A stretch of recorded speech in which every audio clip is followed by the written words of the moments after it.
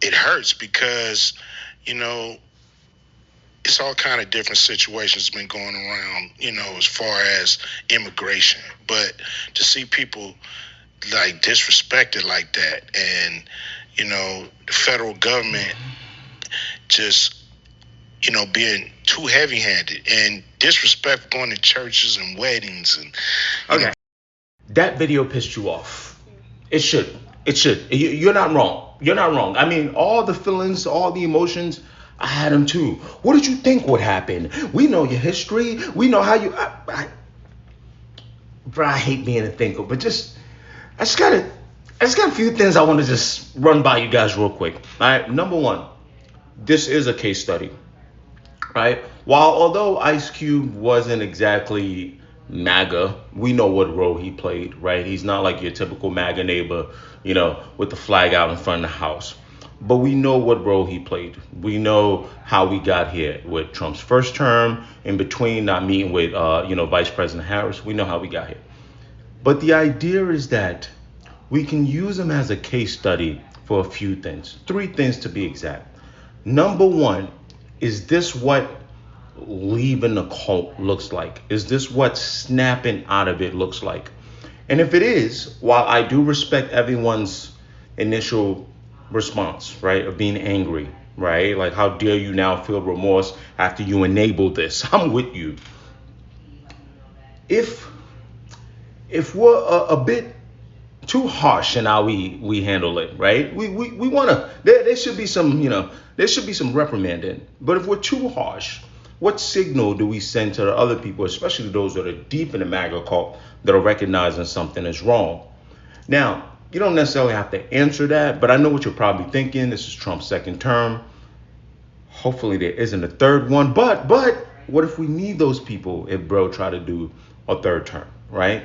Because as you can see, there's nothing we can put past them, right? Okay, so there's that. That's just a question I'm presenting to you guys, right? How do we deal with those people that are snapping out of it? The second is a case study on people not buying the evil, right? It's something that, if you go to, Germany circa 1930s or so, where people tend to focus on things like the economy and they buy the promises there, but they don't buy the evil. They pick and choose, right? Because he's always told you it's evil. When I say he's always told you evil, what I mean by that, he's always told you what him and his team plan to do about treating migrants like they were beneath us, like they were beneath him, right? But Ice Cube was more interested in buying the promises of the other stuff, the economy. And what's interesting is it's usually the other way around. The things that administrations like this or people like Trump, what they can usually get off on more and do more and accomplish more is the evil, right? Because for a while, a large part of their base, like the core strong part of their base, they really, that's what really drives them. They don't really care about the economy. They don't care. They say they care. They don't care about the price of eggs, right? So he bought the plan on the price of eggs, but didn't buy the evil. So it's a case study on showing people like, yo, when darkness tells you what darkness is going to do, buy it. Buy it. Now, point number three, and this is the one where it's not necessarily a case study, but it's a question now that I'm presenting particularly to Ice Cube. Have you learned your lesson? And this is the key part. I'm gonna make this one nonpartisan, okay? And I'm just gonna talk about politicians in general, right? Because this game is cooked, right? We got money in politics. We got people that make fake promises. We're stuck with a two-party system that leaves little to no flexibility, right? At best, we could talk about primaries.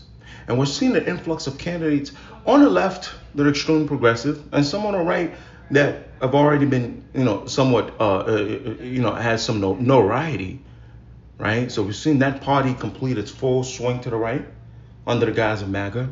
And what I'm asking is for people like Ice Cube, as we now move on to the midterms, as we now move on to, in a few years we'll have the next presidential election and that process. Ice Cube, you're influential, you've got money, but people like me know that that's not exactly a substitute for political education. It's not me being elitist. It's not me being any of those things. But have you learned your lesson?